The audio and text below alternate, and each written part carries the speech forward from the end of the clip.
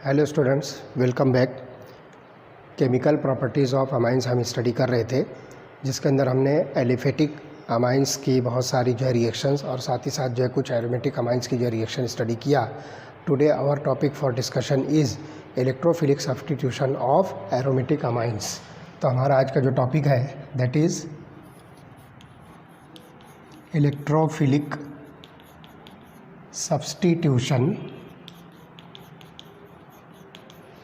Of aromatic amines.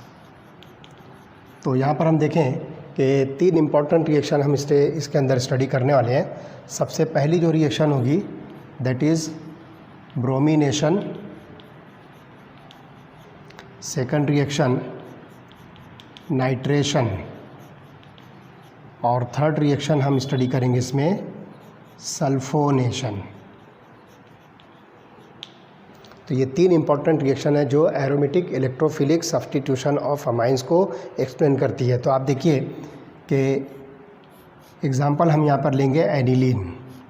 तो aniline के ऊपर जो lone pair of electron present है नाइट्रोजन पर, ये इलेक्ट्रॉन पेयर जब इस बेंजीन के अंदर डीलोकलाइज होगा तो इसकी वजह से आप देखोगे कि ऑर्थो और पैरा पोजिशंस अवेलेबल होती है इलेक्ट्रोफिलिक अटैक के लिए। तो इसलिए हम यहाँ पर कह सकते हैं कि in case of aniline NH2 group is ortho para directing.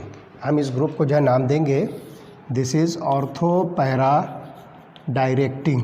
इसलिए जो अटैकिंग इलेक्ट्रोफाइल है वो आइदर ऑर्थो और पैरा पोजीशन पर आकर जो अटैच होगा और आपको जो है aromatic electrophilic substituted products of aniline मिलेंगे। तो चलिए देखते हैं। सबसे पहले हम लिखेंगे ब्रोमिनेशन ऑफ एनिलीन। तो देखो क्या होगा, बिल्कुल सिंपल रिएक्शन है। आप एनिलीन को ब्रोमीन वाटर के साथ रिएक्ट करो Br2 और यहाँ पर आप लिख दीजिए वाटर। तो this reaction is carried out in presence of water, so this reagent is called as bromine water. तो ब्रोमीन वाटर में आप देखिए कि हम यहाँ पर जो है 3 ब्रोमीन जो है यूज़ करेंगे।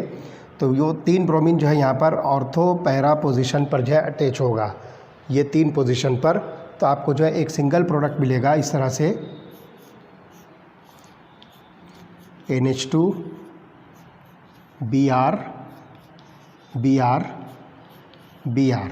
This is 2,4,6 try bromo aniline. This molecule is 2,4,6 tribromoaniline. तो आप देख रहे हो कि यहाँ पर दोनों ऑर्थो और एक पैरा पोजीशन एक एक ब्रोमीन के साथ में ऑक्यूपाई हो गई। अब ये 3 पोजीशन से जो हाइड्रोजन निकलेंगे वो बाकी बचे ब्रोमीन के साथ मिलकर बनाएंगे HBr। तो this is called as bromination. तो on bromination aniline produces 2,4,6 tribromoaniline. तो ये जो है पहली इलेक्ट्रोफिलिक सब्स्टिट्यूशन है जिसको हम नाम दे रहे हैं ब्रोमिनेशन। चलिए सेकंड रिएक्शन हम स्टडी करेंगे दैट इज़ नाइट्रेशन। तो आप एनिलीन को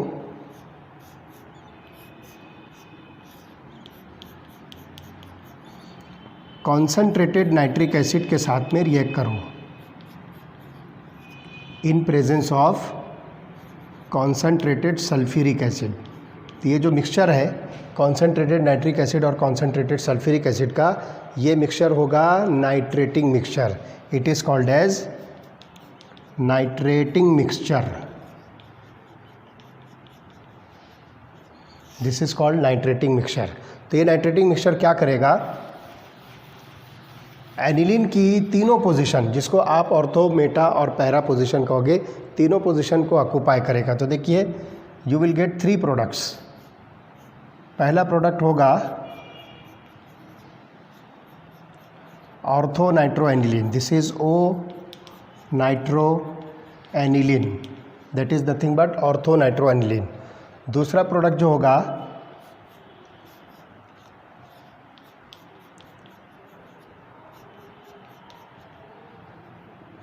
this is M nitro aniline.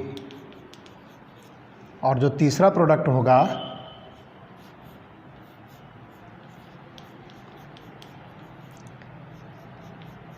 This is para nitro aniline. ये 3 प्रोडक्ट्स का जो है आपको मिक्सचर मिलेगा। मैं आपको बताता हूँ कि कैसे बनेगा। तो देखिए पैरा नाइट्रोएनिलीन जो है ये आपको मिलेगा 51%, मेटा नाइट्रोएनिलीन जो मिलेगा दैट इज़ अबाउट 47%, और ऑर्थो नाइट्रोएनिलीन जो मिलेगा दैट इज़ ओनली 2%। तो इस तरह से यहाँ पर जो है इसका डिस्ट्रीब्यूशन होगा। अब यहाँ पर आप देखोगे कि ये जो मेटा नाइट्रोएनिलीन जो है ये अनएक्सपेक्टेड प्रोडक्ट दिख रहा है, लेकिन ये भी बनेगा। इसकी वजह क्या है कि हम यहाँ पर जो है कॉन्सेंट्रेटेड सल्फ्यूरिक एसिड के प्रेजेंस में ये रिएक्शन कर रहे हैं। तो आप देखिए कि एनिलीन जो है इसका NH2 ग्रुप जो है ये ऑर्थो पैरा डायरेक्टिंग है। तो ये 2 प्रोडक्ट्स तो मिलने की पॉसिबिलिटी हमको साफ नज़र आ रही है, लेकिन ये अनएक्सपेक्टेड प्रोडक्ट कहाँ से आया? तो देखिए इन presence of this strong acid, तो ये एनिलीन क्या करेगा, इस स्ट्रॉन्ग एसिड के साथ जो है रिएक्ट होगा और ये बनाएगा एनिलीनियम सॉल्ट NH3+, और due to the formation of this anilinium salt ये मेटा पोजीशन भी यहाँ पर इलेक्ट्रोफिलिक अटैक के लिए अवेलेबल होगी। तो इस तरह से नाइट्रो ग्रुप मेटा पोजीशन पर भी अटैक करेगा और इस तरह से आपको ये प्रोडक्ट मिलेगा। तो इस तरह से ये आपको मिलता है 51%, ये 47% और ये ओनली 2%। ये लेस अमाउंट में इसलिए है कि यहाँ पर आप देख रहे हो कि ये दोनों ग्रुप जो है बिल्कुल एडजेसेंट पोजीशन पर है, जिसकी वजह से स्टेरिक रिपल्शन या स्टेरिक क्राउडिंग अराइज होगी, जिसकी वजह से ये जो है इसकी स्टेबिलिटी जो है कम होगी, and hence it is obtained in the very less amount. तो this is called as nitration of amine. अब अमाइंस के नाइट्रेशन के अंदर आप जो है कुछ लिमिटेशन भी कर सकते हो। आपको सिर्फ फॉर एग्जांपल आपको पैरा नाइट्रो एनिलीन चाहिए, तो इसके लिए आप क्या करो कि एक सिंपल रिएक्शन है, लुक हियर, आप एनिलीन को पहले रिएक्ट करो एसिटिक अनहाइड्राइड के साथ, that is CH3CO2O। Acetic anhydride के साथ जब आप एनिलीन को रिएक्ट करोगे तो ये एसिटिक अनहाइड्राइड क्या करेगा, एक हाइड्रोजन को रिप्लेस करेगा और आपको देखिए ये प्रोडक्ट मिलेगा NHCOCH3। ये आपको जो प्रोडक्ट मिलता है this product is called as acetanilide. इस एसिटानिलाइड को आपको यहाँ पर एसिटानिलाइड, फिर आप इसका जो है नाइट्रेशन करो, concentrated nitric acid in presence of concentrated sulphuric acid, तो आपको मिलेगा पैरा नाइट्रो एसिटानिलाइड। ये हो जाएगा NHCOCH3 और नाइट्रो ग्रुप जो है पैरा पोजीशन पर, तो ये हो गया पैरा नाइट्रो एसिटानिलाइड। उसके बाद इस पैरा नाइट्रो एसिटानिलाइड को आप आइदर एसिड और बेस के साथ जो है आप इसको रिएक्ट करो, तो वो NHCOCH3 ग्रुप जो है वापस से NH2 ग्रुप के अंदर जो है कन्वर्ट हो जाएगा और आपको यहाँ पर जो प्रोडक्ट मिलेगा that is para nitro aniline. तो आप यहाँ पर जो है एक स्पेसिफिक रिएक्शन जो है कर सकते हो। तो इस NH2 ग्रुप की रिएक्टिविटी को आप जो है क्या कर दो, लिमिटेड कर दो। तो उसके लिए हमने यहाँ पर क्या किया, इस NH2 ग्रुप को जो है ब्लॉक किया एसिटिक अनहाइड्राइड के साथ रिएक्ट करके, तो ये बन जाएगा एसिटानिलाइड। तो एसिटानिलाइड जो है ऑर्थो पोजीशन पर जो है नाइट्रो ग्रुप को आने नहीं देगा because of it's a larger size. तो इस NHCOCH3 की लार्जर साइज़ की वजह से नाइट्रो ग्रुप ऑर्थो पोजीशन पर नहीं आएगा, rather it will attack to para position. तो इस तरह से आपको यहाँ पर पैरा नाइट्रो एसिटानिलाइड मिलेगा। फिर इस NHCOCH3 ग्रुप को जो है आप ख़त्म कर दीजिए, तो दोबारा से NH2 ग्रुप जो है आपको रीऑब्टेन होगा by the action of acid और आइदर बेस। तो इस तरह से आपको जो प्रोडक्ट मिलता है that is para nitro aniline. तो this is about the nitration. चलिए अब आते हैं last reaction that is sulphonation. तो कॉन्सेंट्रेटेड सल्फ्यूरिक एसिड के साथ आप एनिलीन को रिएक्ट कीजिए। तो look here, aniline is treated with concentrated sulphuric acid. तो एक इंटरमीडिएट प्रोडक्ट बनेगा NH